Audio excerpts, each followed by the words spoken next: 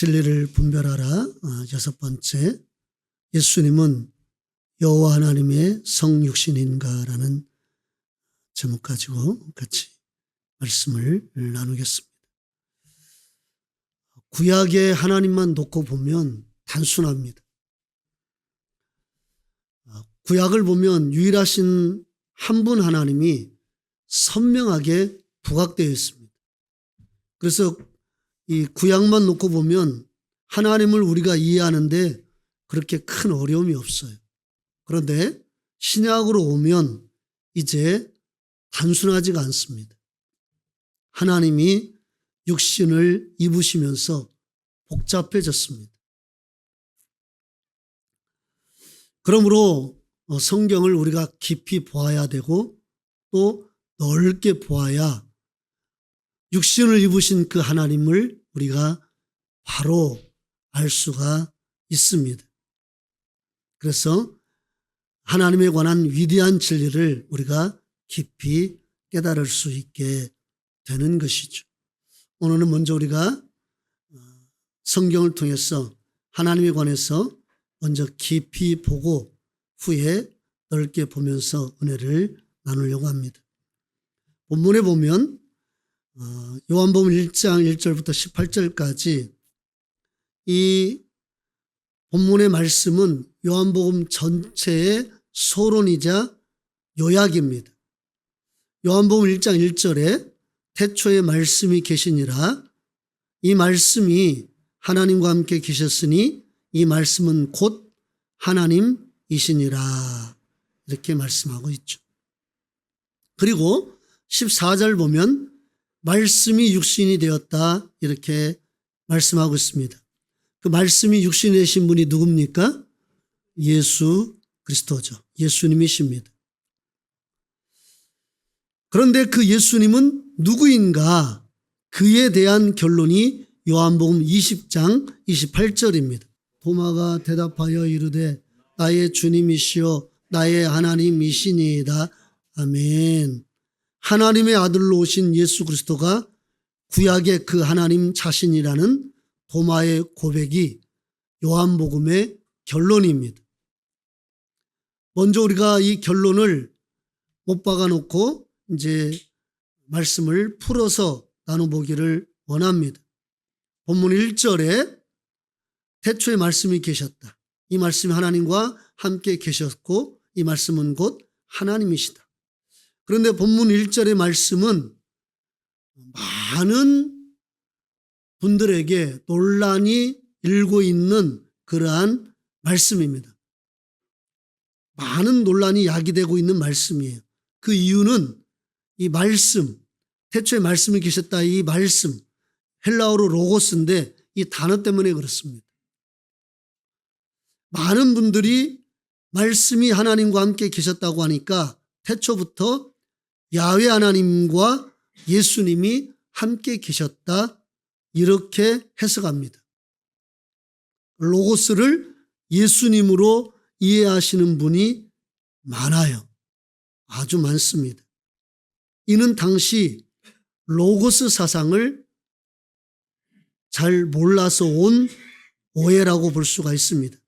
로고스라는 말은 당시 헬라 사람들이 자주 사용했던 용어입니다. 단어예요. 헬라 사람들의 고민 중에 하나가 이것이었습니다. 과연 우주는 어떻게 생겨났을까? 저기 앉아있는 우주 말고 이 우주 만물은 어떻게 생겨나게 되었을까?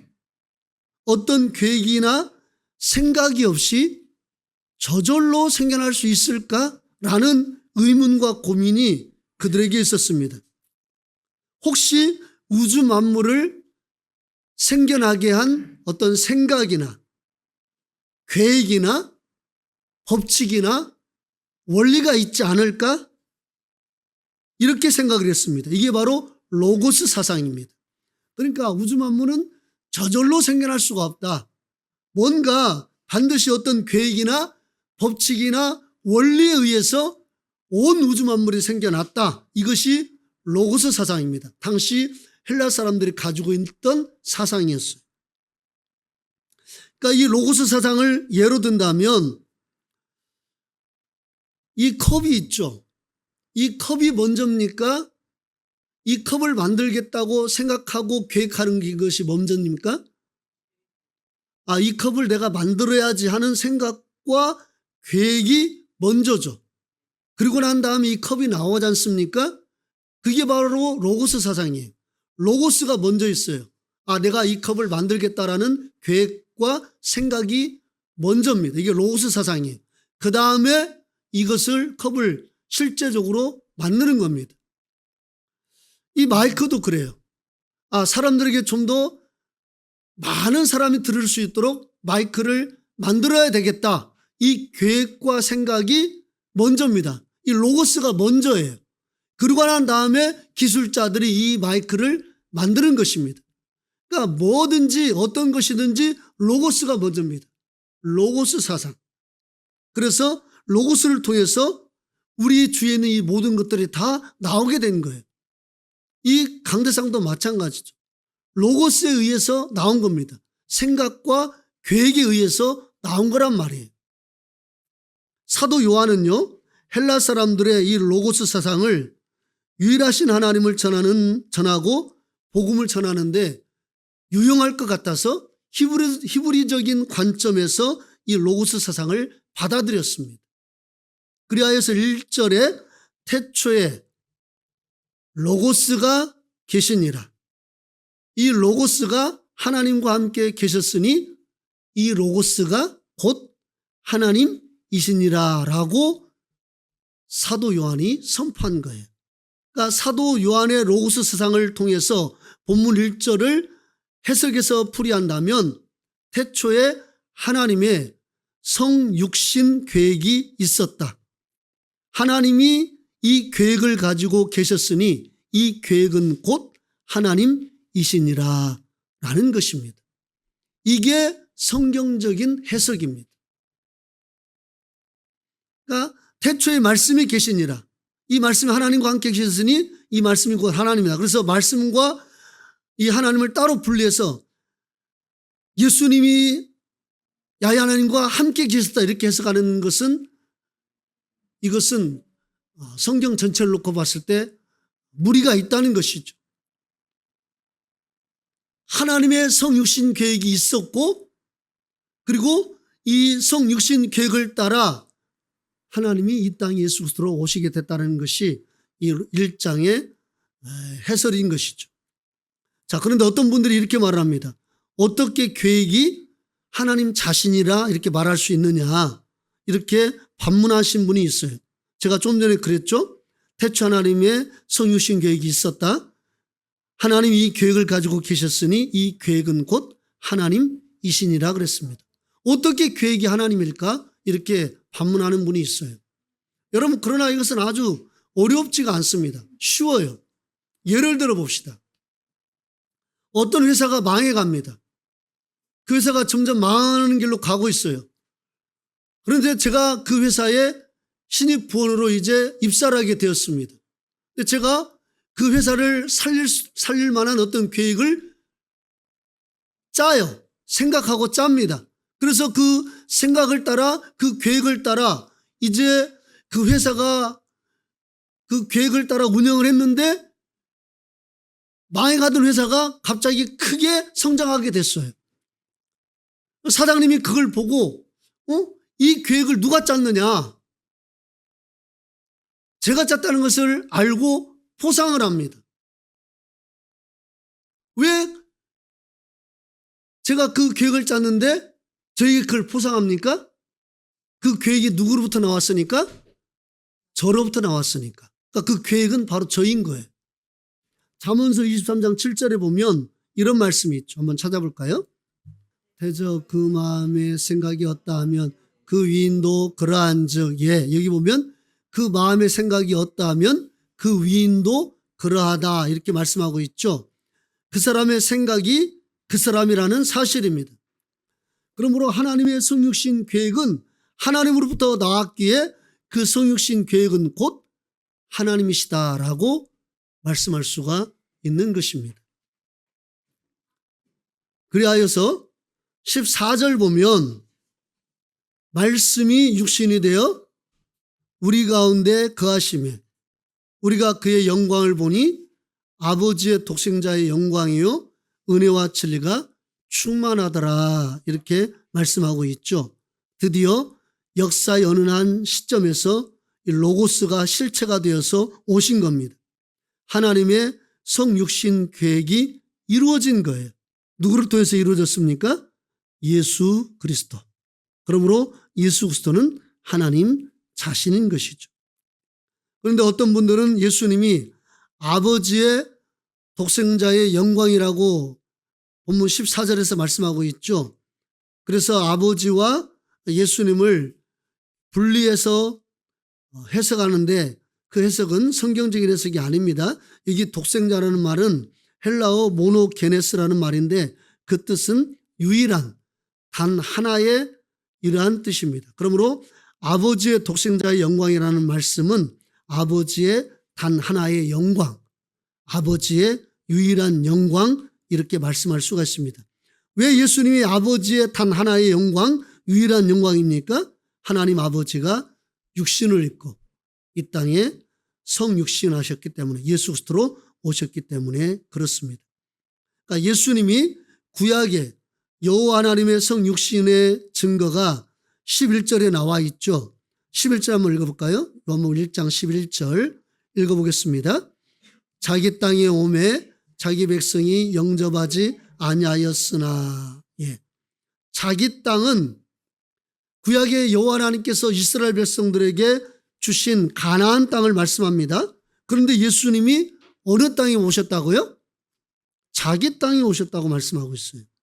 그렇다면 예수님이 누구라는 말입니까?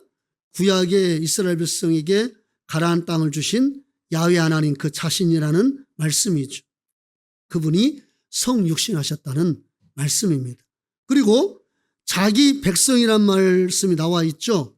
자기 백성은 하나님의 선민인 이스라엘 백성을 의미합니다. 누가 이스라엘 백성을 자기 백성으로 삼으셨습니까? 우리 출애굽기 6장 7절 보세요.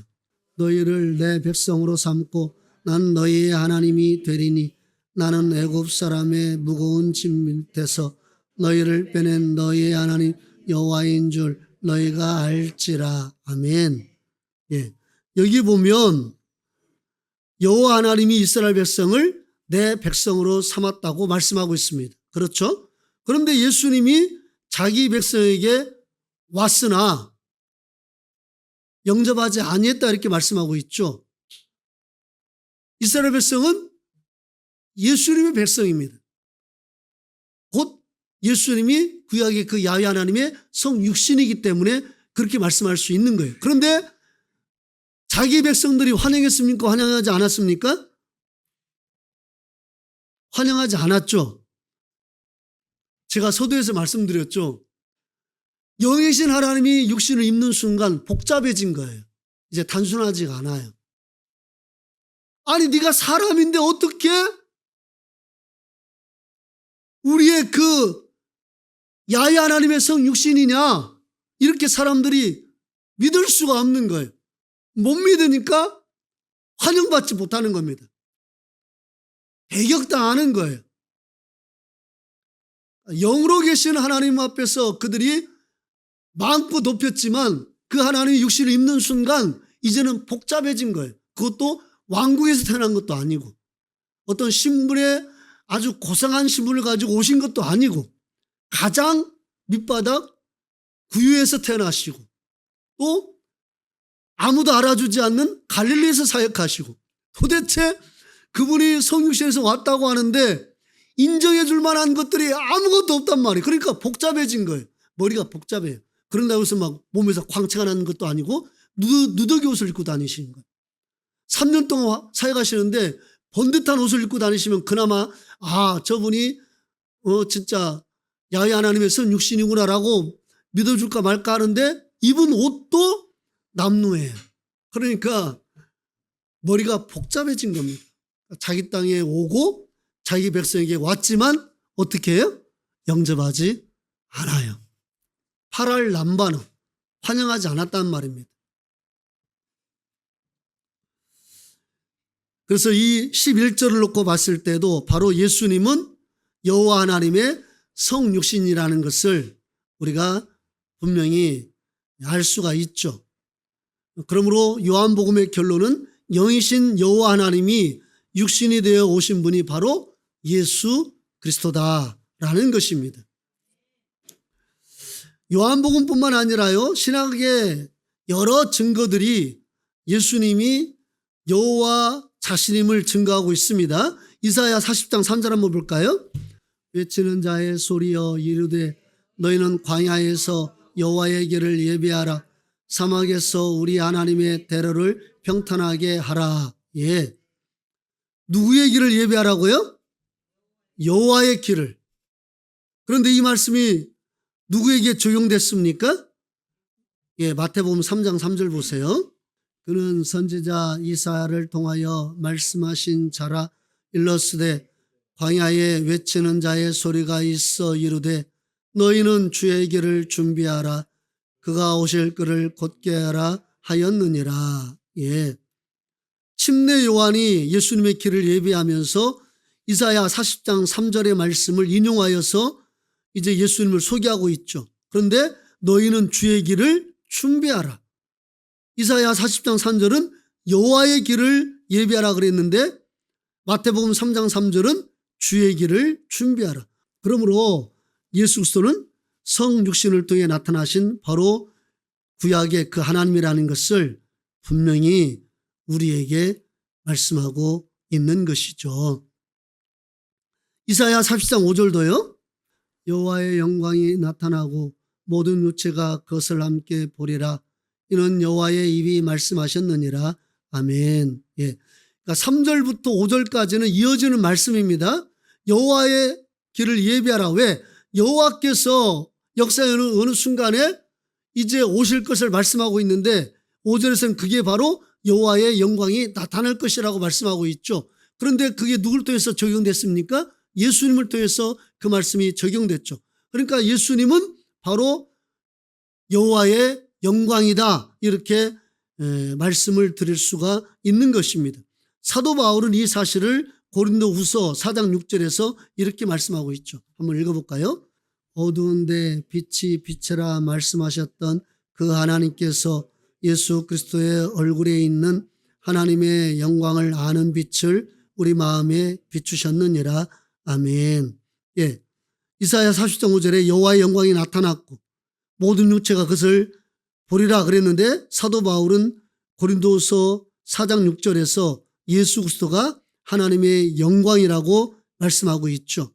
그러니까 예수 그리스도가 바로 성육신하신 여호와 하나님이심을 말씀하고 있는 겁니다. 우리 히브리서 10장 20절 한번 볼까요? 그 길은 우리를 위하여 휘장 가운데로 열어놓으신 새로운 살 길이요. 휘장은 곧 그의 육체니라. 예. 휘장이 뭐라고요? 곧 예수님의 육체다, 이렇게 말씀하고 있죠. 자, 구약을 보면 성소와 지성소로 나누어져 있죠.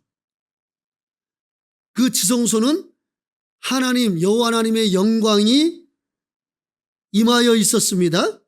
그 하나님의 영광을 보면 사람이 죽기에 안 죽게 하려고 성소와 지성소를 휘장으로 가려놨습니다. 성소는 매일마다 제사장이 들어가서 이제 그 성소에 있는 분향단과 떡상과 그 다음에 금촛대를 관리했죠.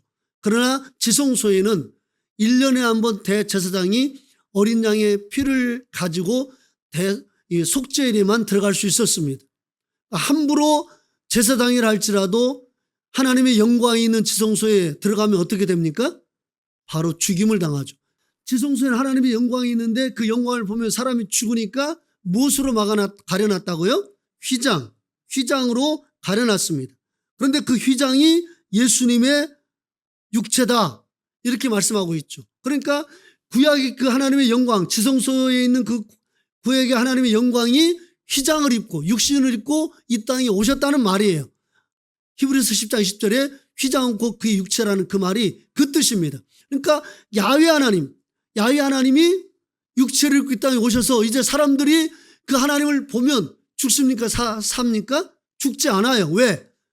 하나님의 영광이 휘장을 입었거든요. 육체를 입었거든요. 그래서 이제 누구나 그 예수님께 가까이 나가게 되었고 그 예수님을 부르게 되었고 예수님을 만지게 되었고 만지면 낫는 역사가 있고 예수님이 나를 만지든 내가 예수님을 믿음으로 만지든 거기에서 하나님의 놀라운 능력과 기적을 체험하는 은혜를 경험하게 되었던 것이죠. 이것은 놀라운 은혜입니다. 하나님의 영광이 휘장을 입지 않았다면 우리가 누릴 수 없는 영광이었어요. 근데 그 하나님의 영광이 휘장을 입고 보이는 하나님으로 오는 순간 그때부터 우리에게 많은 놀라운 영광과 회복과 구원이 주어지게 된 것입니다. 그러므로 지성소에 있는 하나님의 영광이 휘장을 입으셨다는 것은 우리에게는 가히 말할 수 없는 큰 은혜인 것이죠. 그 하나님 앞에 감사와 영광을 올려드립니다. 로마서 9장 5절 한번 볼까요? 조상들도 그들의 것이요 육신으로 하면 그리스도가 그들에게서 나셨으니 그는 만물 위에 계셔서 세세 찬양을 받으실 하나님이시니라. 아멘. 예. 예수님은 육신으로 하면 유다의 족보를 통해 메시아로 오셨지만 그분의 본질은 세세토록 찬양받으실 야훼 하나님이시다라고 로마서 9장 5절이 말씀하고 있는 것이죠. 그러니까 예수님은 인성으로는 사람이지만 신성으로는 바로 구약의 그 하나님이라는 것을 말씀하고 있는 거예요. 우리 고린도 후서 4장 4절 5절 한번 볼까요? 그 중에 이 세상의 신이 믿지 아니하는 자들의 마음을 혼미하게 하여 그리스도의 영광의 복음의 광채가 비치지 못하게 함이니 그리스도는 하나님의 형상이니라. 우리는 우리를 전파하는 것이 아니라 오직 그리스도 예수의 주되신 것과 또 예수를 위하여 우리가 너희의 종된 것을 전파함이라. 아멘. 예. 여기 5절 보면 바울의 일생의 사명은 그리스도가 주라는 사실을 증가하는 것이다 라고 본인의 입으로 말씀하고 있습니다. 사도 바울이 젊었을 때 이 사실을 깨닫지 못하고 예수 믿는 사람들을 핍박하고 죽이려 했죠. 그러나 예수님께서 주되심을 깨닫고 난 다음에 그는 여기에 자기의 목숨을 걸었습니다. 여기 예수의 주되신 것은요, 여기서 이 주는 유대인의 관점에서 보면 여호와입니다. 여호와예요. 그러니까 우리의 관점으로 예수님의 그 주되심은 예수님의 주재권이라고 해서 예수님이 우리의 주가 되셔서 하늘과 땅의 모든 권세를 가지고 우리 일생을 다스리는 주권자다. 우리 인생의 주인이다. 이렇게 우리는 이렇게 해석하지만 그러나 유대인의 관점에서 이 예수의 주되신 이 주는 여호와를 가리키는 거예요. 우리처럼 우리 인생의 주인입니다. 구세주입니다. 이걸 가리키는 것이 아니라 유대인들의 히브리적 관점에서 이 주는 여호와를 가리키는 겁니다. 그래서 4절에 그리스도는 하나님의 형상이라고 말씀하고 난 다음에 예수의 주되신 것이라고 말씀하고 있는 거예요. 예수께서 하나님의 형상이다. 그리고 그 5절에 예수의 주되신 것을 말씀한 이유는 그 주가 바로 여호와다라는 것을 말씀하고 있는 것을 우리가 알 수가 있습니다.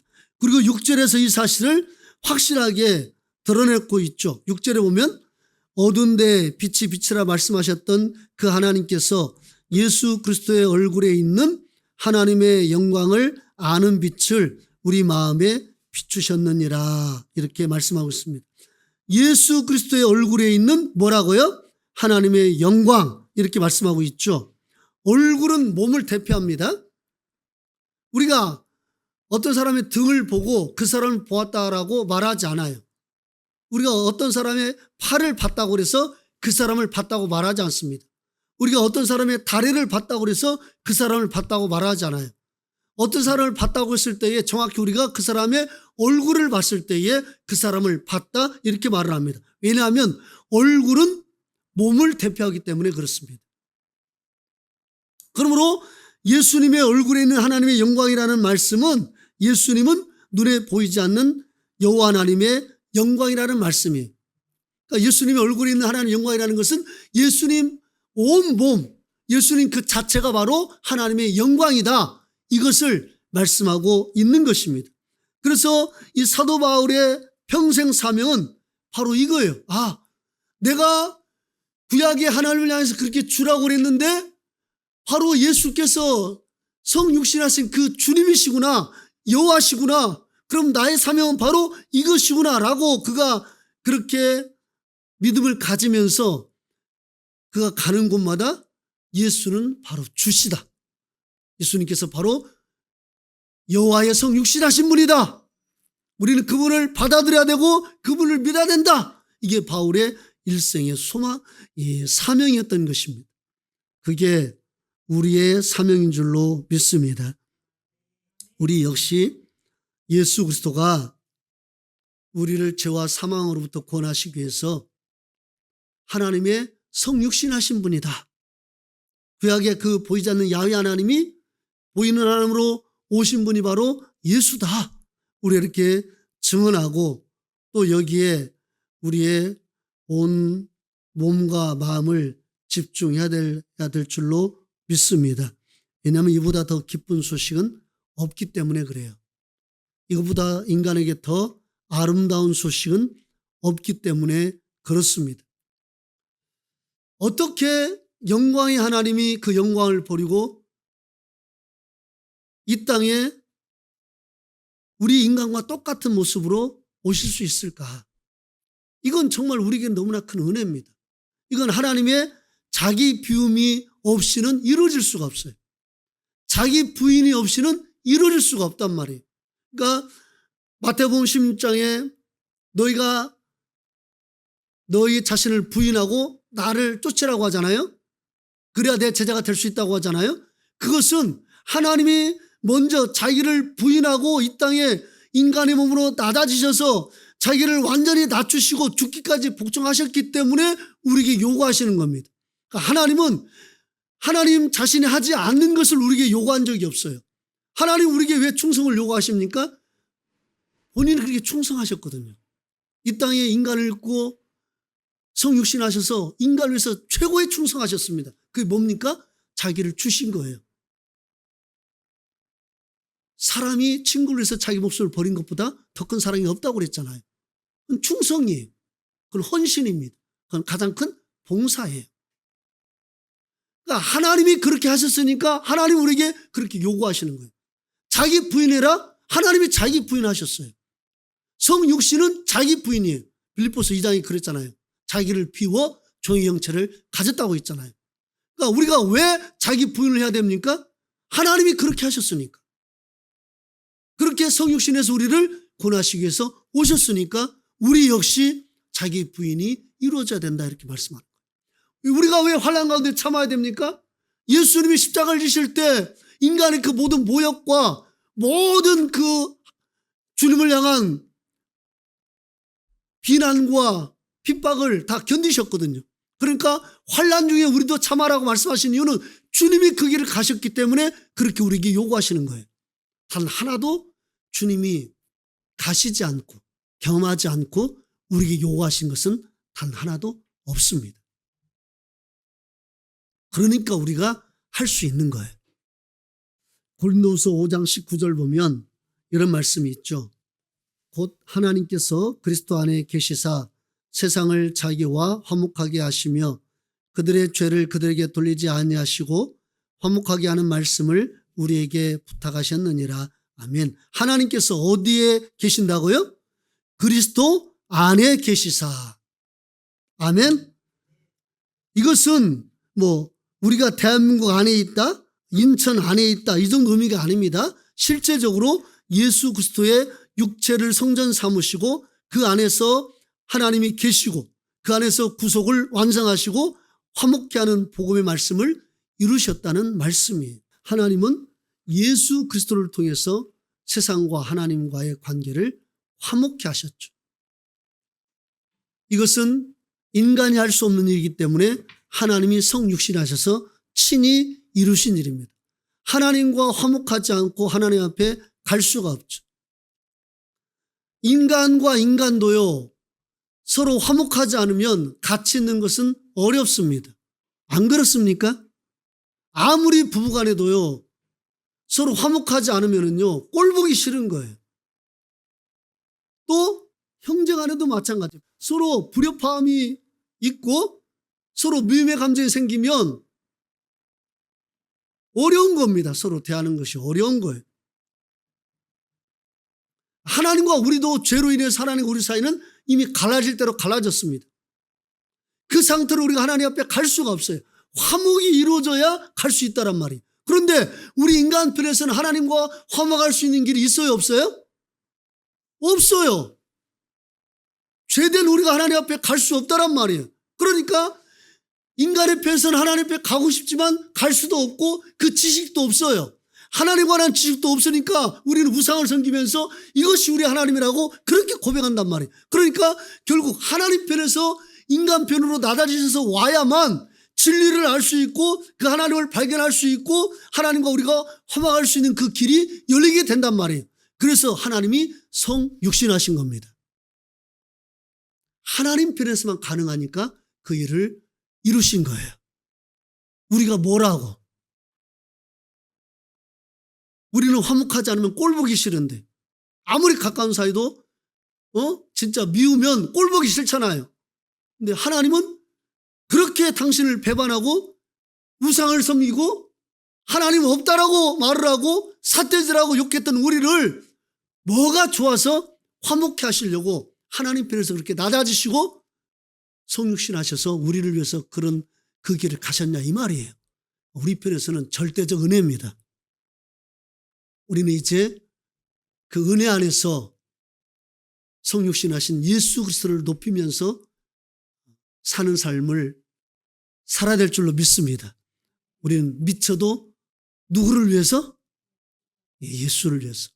정신이 온전해도 누구를 위해서? 예수를 위해서. 밥을 먹어도 누구를 위해서? 예수를 위해서.